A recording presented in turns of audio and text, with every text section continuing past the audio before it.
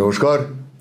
Jio politics বা ভূ রাজনীতি নিয়ে আমরা প্রত্যেক দিন কথা বলি, কিন্তু আজকে ঘটনাচক্রের স্টুডিওতে এসে উপস্থিত হয়েছে অরিন্দম, মানে অফিসে এসে উপস্থিত হয়েছে অরিন্দমবাবু। আসার পরে আমি বলেছি যে দেখুন বাংলাদেশে যা চলছে, হ্যাঁ অবশ্যই কথা তো বলতেই হবে, অতএব বসিয়ে দিয়েছি। অরিন্দম, বাংলাদেশের পরিস্থিতি আমরা পরিষ্কার বুঝতে পারছি যে পরিকল্পিতভাবে ছাত্রদের আন্দোলন করিয়ে তারপরে সেটাকে হাইজ্যাক করে আগে থেকে প্ল্যান করে প্রচুর টাকা ঢেলে সেসব হিসেবে আমরা আসছি। এটা একটা সম্পূর্ণ অভ্যুত্থান, ইসলামিক অভ্যুত্থান আমি এটাকে নাম দেবো, কারণ এটা বিভিন্নভাবে প্রমাণ হয়ে গেছে ইসলামিক অভ্যুত্থান। তার সঙ্গে নেপথ্যে আছে আমেরিকা, সিআইএ আছে, নেপথ্যে আছে চীনও কিছুটা, এবং সব মিলিয়ে এখন যেটা পরিস্থিতি সেটা হচ্ছে আরেকটা নতুন দেশ বোধহয় বাংলাদেশ ভেঙে তৈরি হবে। আপনার মত? দেখুন সুপ্রিয়দা, এই জিনিসটা শুরু হয়েছিল কয়েক মাস আগের থেকে। হয়তো খেয়াল করেছেন কিছুদিন আগে যে আমেরিকান সেনেটর, ঠিক আছে, ডোনাল্ড লু, উনি বেশ কবার মাঝখানে বাংলাদেশ ঘুরে গেছেন এবং সেন্ট মার্টিন যে দ্বীপ, যেটার মধ্যে আমেরিকা তার নৌবাহিনীর জন্য একটি বেস বানাতে চেয়েছিল, সেটির আবদার নিয়ে তারা শেখ হাসিনার কাছে বহু আগেই এসেছিল এবং শেখ হাসিনা তাতে তাদের দরজা দেখিয়ে দেন, বলেন যে না, আমার দেশের সার্বভৌমত্বকে আমি এভাবে বিকিয়ে দেবো না। কারণ সেন্ট মার্টিন দ্বীপটা নেওয়ার উদ্দেশ্য হচ্ছে কুকিদের নিয়ে, মায়ানমারের কিছু লোকজন নিয়ে একটা ক্রিশ্চিয়ান ল্যান্ড তৈরি করা। সোজা কথা, একদম পরিষ্কার। American air base, naval base, what ever it is, তার সঙ্গে সঙ্গে একটা পরিষ্কার ক্রিশ্চিয়ান ল্যান্ড। সেটা হলো না বলে আমেরিকা খেপে গেল। এবার এর সঙ্গে দহরম মহরম করলো বলেও খেপে গেল আমেরিকা। এবার দ্বিতীয় পর্যায়ে আসি। দ্বিতীয় পর্যায়ে হচ্ছে যখন তারা বুঝতে পারলো, আমেরিকান প্রশাসন এবং সিআইএ যখন বুঝতে পারলো যে তারা যে সুর বেঁধে দিয়েছে সেই সুরে শেখ হাসিনা নৃত্য করবেন না, তখনই তারা শেখ হাসিনার যে সাধারণ নির্বাচন বাংলাদেশের ছিল তাতে তারা ফেলে দেওয়ার চেষ্টা করে শেখ হাসিনাকে। কিন্তু সেই সময় ভারত যেহেতু তার সর্বশক্তি দিয়ে শেখ হাসিনার সরকারের পিছনে দাঁড়িয়েছিল, তারও কারণ আছে কেন। বাংলাদেশ তো এই জিনিস, বাংলাদেশের এই যে হঠাৎ করে পরিবর্তন সরকারের, এই জিনিস তো ভারত আজ থেকে নয়, 71-এ স্বাধীন হওয়ার পর থেকে বাংলাদেশ ভারত বেশ কবার দেখে এসছে। বিএনপি গভর্নমেন্ট এসছে, মাঝখানে এরশাদের সামরিক শাসন এসছে, আবার হাসিনা ফিরে এসছেন, মাঝখানে মানে 1971-এ মুজিব যখন দেশের শাসনভার হাতে নেন, তার থেকে ঠিক 4 বছর বাদে 1975-এর 15ই আগস্টে খুন হওয়ার পর তার পুরো যে ফ্যামিলি আছে, ফ্যামিলিকেই শেষ করে দেওয়া হয়। সেই সময় শেখ হাসিনাকে তখনও ভারত বাঁচিয়েছিল, নিয়ে এসেছিল এবং টানা 5 বছরের কাছাকাছি ভারতে আশ্রয়ও দিয়েছিল। আর তাছাড়া আরেকটা যে ব্যাপার হচ্ছে যে আওয়ামী গভর্নমেন্ট চলেছিল, তাদের ইন্টারনাল পলিটিক্স বা তাদের দেশের মধ্যে কীরকমভাবে তাদের সরকার চালিয়েছিল আওয়ামী লীগ, সেই প্রসঙ্গে আমি যাচ্ছি না। সব জায়গাতেই অ্যান্টি ইনকামবেন্সি থাকে, কিন্তু ভারতের জন্য এটা খুবই ফেভারেবল ছিল, কারণ এই জামাতের যেসব মডিউলগুলো ভারতে ছিল, মানে ভারতের কিছু বর্ডার লাগোয়া শহর এবং রাজ্যের মধ্যে জামাতের মডিউলগুলো চলতো, জেএমবির মডিউলগুলো চলতো। আপনাকে একটু থামাতে হচ্ছে। হ্যাঁ, জামাতে ইসলামীর যদি বলি যে সদর দপ্তরটাই ভারতে, হ্যাঁ হতে পারে, বলা যায়, কিন্তু অসমর্থিত সূত্রের খবর। অসমর্থিত সূত্র হোক আর কি হোক, কি চলছে না চলছে সেটা আমরা আমাদের চারদিকে চোখ খোলা রাখলে বুঝতে পারি। আপনি বলুন। তো যাই হোক, সেটা আরেকটা প্রসঙ্গ, এটা নিয়ে আরেকটা জিনিস, আরেকদিন পুরো এটা নিয়েই কথা বলা যায়। যেটা আমি বলতে চাইছিলাম যে জামাতকে নিষিদ্ধ ঘোষণা করে শেখ হাসিনা কিন্তু তাদের হাতে পায়ে অনেকটাই বেড়ি পড়িয়ে দিয়েছিলেন, যেটা আলটিমেটলি ভারতের জন্য খুবই স্বস্তির খবর ছিল।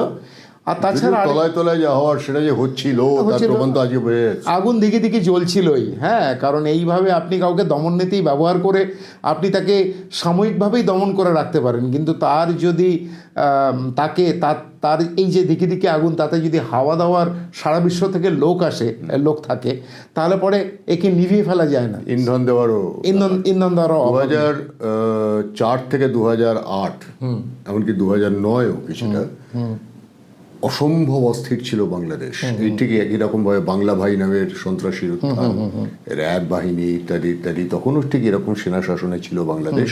মইনিউ খান সেই সময় ছিলেন সেনাবাহিনীর প্রধান এবং তিনি ডিফ্যাক্টো বাংলাদেশের প্রধানমন্ত্রী, কেয়ারটেকার সরকারে দীর্ঘদিন চালিয়েছিলেন। এই রকম পরিমাণেই সন্ত্রাস তখন হতো। এখন তো সেটা একেবারে খুল্লা হয়ে গেছে। পুরো জিনিসটা এখন এমন দাঁড়িয়েছে যে এখানে পরিষ্কার মেনে নিতে আমরা বাধ্য হচ্ছি যে বাংলাদেশ ক্রমশ একটা ভয়ঙ্কর রকম প্যালেস্টাইন বা তার থেকেও খারাপ একটা পরিস্থিতির দিকে চলে গেছে, যে সেটা পুরোপুরি প্রমাণ হয়ে গেল। অরাজ পুরোপুরি, মানে যাকে বলে নৈরাজ্যের চূড়ান্ত, খুন খারাপি, হিন্দুদের উপর অত্যাচার। কিন্তু এতে বিপদ বাড়লো অন্য একটা জায়গার, সেটা হচ্ছে আমার দেশ। আমার 4096 কিলোমিটার রয়েছে বাংলাদেশের সঙ্গে বর্ডার। সেই সীমান্তের বহু জায়গাতে কোনো সেনাবাহিনী নেই, নো ম্যানস ল্যান্ড বলা যেতে পারে, কিন্তু সেখান দিয়ে ক্রমাগত ইনফিল্ট্রেশন হচ্ছে আমার দেশের অভ্যন্তরে। এই যে জামাতের চলে আসা, আজকেই বর্ডার সিকিউরিটি ফোর্স প্রচুর লোকেদেরকে আটকেছে, কিন্তু সব জায়গায় কি আটকাতে পারছে? এমনিতেই তো লোকে সুড়ঙ্গ দিয়ে পর্যন্ত ঢোকে দেশে। দেখুন, আপনি বলছেন যে জামাত এখানে ক্ষমতাতে এসেছে বিএনপির সাথে একসাথে হয়ে, হয়তো আমেরিকা এবং ডিপ স্টেট একসাথে সেটাই চেয়েছিল। কিন্তু আমি এখানে দু একটি জিনিস আপনাকে বলছি। ধরুন, একদিনের মধ্যে, তার আগের দিন হাসিনা প্রেস করলেন যে আমরা কড়াভাবে এই যে মানে এই এলিমেন্ট, আনস্ক্রপুলাস এলিমেন্টস যে ঢুকে গেছে এই ছাত্র আন্দোলনের মধ্যে, এটাকে আমরা কড়া হাতে দমন করব। তার পরের দিন লং মার্চ শুরু হলো, ঠিক আছে। পুলিশ এবং র্যাব, তাদের যে কুইক অ্যাকশন ফোর্স আছে, সেটি পুরোপুরি শেখ হাসিনার সরকারের সমর্থনে। এই অবস্থাতে তাকে একদম বলে দেওয়া যায় না যে উনি একদম সব কিছু হারিয়ে উনি চুপচাপ বসেছিলেন। উনার পিছনেও কিছু কিছু প্রশাসনের একটা অংশ কিন্তু দাঁড়িয়েছিল। তার মধ্যে হঠাৎ করে কিভাবে এতটা পট পরিবর্তন হলো যে কারণটা হচ্ছে যে আর্মির জেনারেল তাকে 45 মিনিট সময় দিলেন। 45 মিনিট সময়, সেটাও তো কাহিনী আমরা এতদিনে সবাই জেনেও গেছি। আমি সেদিকে যাচ্ছি না, বলতে চাইছি যে শেখ হাসিনা, আপনি যে প্রসঙ্গটা খুব গুরুত্বপূর্ণ তুললেন, যে কি এমন পট পরিবর্তন হলো। পট পরিবর্তন যদি বলি যে বিগত 10 বছর ধরে হচ্ছিল, যদি বলি যে পাকিস্তানের এজেন্টরা এখানে ফাংশনারি ছিল, যদি বলি শেখ হাসিনার মন্ত্রী মণ্ডলীর মধ্যে, মানে মন্ত্রিসভাতে যে তথ্য সম্প্রচার মন্ত্রী, তার নাম আরাফাত, তাকে আজকেও আমরা খবরে তার প্রসঙ্গে বলেছি, বা বাংলাদেশ থেকে যখন আমাদের প্রতিনিধি কথা বলেছেন, মানবাধিকার কর্মী একজন কথা বলেছেন, তিনি বলেছেন যে আরাফাত, যিনি সজীব ওয়াজেদ জয়ের ক্লাসমেট, তাকে শেখ হাসিনা ডেকে এনে সাধারণ অবস্থা থেকে এত বড় একটা গুরুত্বপূর্ণ জায়গায় নিয়ে এসছেন। বিগত 7-8 বছর ধরে তাকে প্রচুর তার উন্নতিতে তিনি হাত লাগিয়েছেন, এবং তিনি মূলত কারিগর। আজকে আরাফাত যেখানে পৌঁছেছে, সেই আরাফাত শুধুমাত্র 15 কোটি টাকার জন্য ইউনুসের কাছে বিক্রি হয়েছে। না, আমি কিন্তু সেই প্রসঙ্গ তুলছি না, সেটা তো অন্তর্ঘাতের কথা আপনি বলছেন। আমি বলতে চাইছি এই যে পট পরিবর্তনটা এই জন্য হলো, না, 45 মিনিট তাকে সময় দেওয়া হলো, এবং যেখানে মিলিটারি হোস্টাইল, সেখানে দেশের যে কর্ণধার ছিলেন, তিনি প্রধানমন্ত্রী ছিলেন, তাকে হেলিকপ্টার অ্যারেঞ্জ করে দেওয়া হলো বাংলাদেশ এয়ারফোর্সের তরফ থেকে। উনি ত্রিপুরাতে এলেন, ঠিক আছে। তারপর সেখান থেকে একটি মিলিটারি C-130 যে ফ্লাইটে উনি বাংলাদেশ ছেড়ে ভারতে ঢুকলেন, এবং যেই ভারতের আকাশসীমায় উনি ঢুকলেন, 2টি রাফায়েল প্লেন হাসিমারা এয়ারবেস থেকে টেক অফ করে তাকে প্রোটেকশন দিয়ে নিয়ে গেল। আমি যেটা বলতে চাইছি, ভারতের রয়ের কাছেও এই খবর ছিল যে এরকম কিছু একটা ঘটনা ঘটতে চলেছে, তার জন্য সব কিছু একদম সেই যে বলে যে ওয়েল অয়েলড মেশিন, একদম তেল দেওয়া মেশিনের মতো এই যে পরপর কাজ করে এক্সফিল্ট্রেশন বা উদ্ধার কার্য যেটা হয়েছে, এটি কিন্তু পরপর হয়েছে। এখানেই থেমে যাব না। উনি হিন্ডন এয়ারবেসে ওনার প্লেন নামলো, সামরিক প্লেন, বাংলাদেশ এয়ারফোর্সের প্লেন। প্রথম কে ওখানে গেলেন কথা বলতে? অজিত দোভাল, আমাদের এনএসএ। 1 ঘন্টার বৈঠক, 1 ঘন্টার মিটিং হয়েছে এবং সেখানে আর কেউ ছিল না, 1-to-1 মিটিং। সুতরাং ভারত বাংলাদেশে যে কী অবস্থার পরিপ্রেক্ষিতে এরকমভাবে পট পরিবর্তন হলো, তার যে পরপর যে জিগস পাজল আমরা বলি, এই পাজলগুলো কিন্তু কিভাবে সেট হয়েছে ভারতের কাছে এটি জানা হয়ে গেছে অলরেডি। এই জিনিসটা আমি বলতে চাইছিলাম। ধন্যবাদ। এটা তো অরিন্দম বাবু বললেন যে ব্যাকগ্রাউন্ড স্টোরি, কিন্তু ঘটনা হচ্ছে যে আগামীতে এই বাংলাদেশ হতে চলেছে ভারতের শিরোপীড়ার অন্যতম প্রধান কারণ। হ্যাঁ, কারণ বাংলাদেশের সীমান্তটা যদি আপনি মানচিত্রে দেখেন, দেখতে পাবেন মায়ানমারের সঙ্গে সামান্য বাদ দিলে বাকিটা গোটা দেশটা কত লক্ষ বর্গমাইল না কি একটা বলে টান করে, তো সেই পুরোটাই ভারতের সঙ্গে জড়িয়ে আছে সীমান্ত। হ্যাঁ, অবশ্যই ভারতের তো খানিক অসুবিধা হলো বটেই। ভারতের পশ্চিম সীমান্তে হোস্টাইল নেবার আগের থেকেই ছিল, এখন পূর্ব সীমান্তে হোস্টাইল নেবার হলো। মানে আমরা যদি বলতে পারি 1971-এর আগে পূর্ব পাকিস্তান পশ্চিম পাকিস্তান যেরকম ছিল, আমি যদি এই জেহাদি বা ফান্ডামেন্টাল এলিমেন্টের কথা বলি, তাহলে পরে দুদিকের জন্যই ভারতকে এখন বিব্রত থাকতে হবে। অবশ্যই, কিন্তু ভারতকে বিব্রত থাকবে। অত সহজে দান ছেড়ে দেওয়ার জায়গায় কিন্তু আর ভারত নেই। এটার মানে মনমোহন সিং এর ভারত নয়, হ্যাঁ, এটা এমনকি জওহরলাল নেহেরুরও ভারত নয়, নরেন্দ্র মোদীর ভারতবর্ষ। ভারত চুপচাপ বসে থাকার তো লোক নয়, বা বসবেও না। অবশ্যই নয়, পাল্টা মারটা শুরু হবে। গোপালগঞ্জ জেলা থেকে আওয়ামী লীগ ইতিমধ্যে আবার তাদের সমহিমায় ফেরার চেষ্টা করছে। চট্টগ্রামে আজকে 1 দফা দাবিতে, শুধুমাত্র সংখ্যালঘুদের সুরক্ষা দিতে হবে, এই 1 দফা দাবিতে বিশাল মিছিল বেরিয়েছে, কানাডায় মিছিল বেরিয়েছে। আজকে কলকাতা শহরের বুকের ওপর শিয়ালদা স্টেশন থেকে মিছিল গেছে বাংলাদেশ হাইকমিশন পর্যন্ত, এবং দিকে দিকে প্রতিবাদ হচ্ছে। আমেরিকাতে হচ্ছে, কানাডায় হচ্ছে, যে হিন্দুদের বাঁচাও। এই যে একটা জাগরণ ঘটছে, এই জাগরণটার প্রভাব এদিকেও পড়বে, এবং এখানকার মানুষও দাবি করবেন যে না, ওদেরকে বাঁচাতে হবে এবং আমাদের আলাদা বোধহয় একটা দেশ তৈরি হবে। না, এই কনক্লুশনটা দিয়ে একটা জিনিস, আলাদা দেশ তৈরি হওয়া এত সোজা নয়। আমার তো ইচ্ছে, আমার তো ইচ্ছে হতেই পারে আমার একটা আলাদা দেশ থাকবে, আলাদা দ্বীপ থাকবে। এটা মুখে বলা সোজা, করা তো সোজা নয়। আমি যে জিনিসটা বলতে চাইছি, বাংলাদেশে আজ অবধি যত এরকম আপরাইজিং হয়েছে, আলটিমেটলি সংখ্যালঘুদের উপর ভয়ঙ্কর অত্যাচার নেমে এসছে। যখনই হয়েছে, 71-এর আগে, প্রি ইন্ডিপেন্ডেন্স তো ছেড়েই দিলাম, 71-এর স্বাধীনতার যুদ্ধেও ভয়ঙ্কর রকম ম্যাসাকার হয়েছে। মানে পুরো বাঙালি বৌদ্ধিক যে একটা স্তর ছিল, যেটার মেজরিটিটা হিন্দুরা ধরে রেখেছিল, তাদেরকে কচুকাটা করা হয়েছিল। জগন্নাথ হল ম্যাসাকার, ঢাকা ইউনিভার্সিটি নিশ্চয়ই মনে করতে পারেন, টিকা খানের যে প্রোগ্রাম ছিল। তো এটি বাংলাদেশে যাই আপরাইজিং হোক না কেন, এখানে দেখুন, এখানে হচ্ছে পট পরিবর্তন হলে পরে মূল টার্গেট সেটাতে কিন্তু হিন্দু এবং বৌদ্ধ সমাজ, বৌদ্ধরা তাও কম, হিন্দুদের উপরেই মূল অত্যাচারটা নেমে আসছে। এবং তারা তো খুব মানে গর্বের সাথে বলছে যে এই যে এবার হলো, নতুন স্বাধীনতা পেলাম, এই স্বাধীনতাতে হিন্দুদের কোনো স্থান নেই।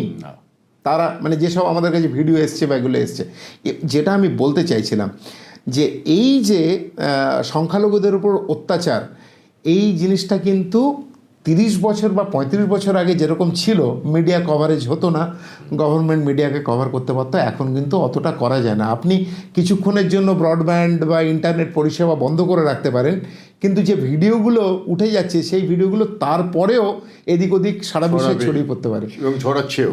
এবং এটার আন্তর্জাতিক যে কোনো সংবাদ মাধ্যমে চোখ রাখলে স্পষ্ট দেখা যাচ্ছে বাংলাদেশের অভ্যন্তরে কি ভয়ঙ্কর ব্যাপার হচ্ছে, কি ভয়াবহভাবে অত্যাচারিত হচ্ছে হিন্দুরা। এবং এটা তো শুনেছেন আপনি, ইসরায়েল তাদের অফিসিয়াল স্টেটমেন্ট দিয়ে বাংলাদেশে হিন্দুদের যে অবস্থা, তাদের পাশে দাঁড়িয়েছে, ঠিক আছে, এটা সাপোর্ট করেছে।